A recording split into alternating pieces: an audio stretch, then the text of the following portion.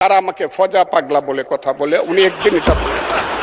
বিরোধী দলের নেতা বলেন, উনাকে আমি অসম্মান করি না, সব সময় মাননীয় বলে কথা বলি, কিন্তু উনার দলের লোকজন এখানে বসে আছে। উনি আমার চেয়ে 10 বছরের ছোট, আমার বয়স 78 বছর, আমি 48 সনে জন্মগ্রহণ করেছি। আমাকে 5 মিনিট সময় দেন, আমি শেষ করে ফেলবো।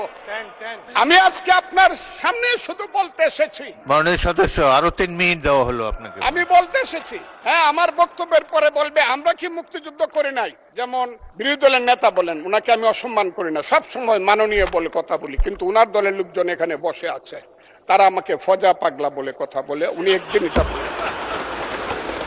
তারা নাকি সভ্য, তারা নাকি ইসলাম।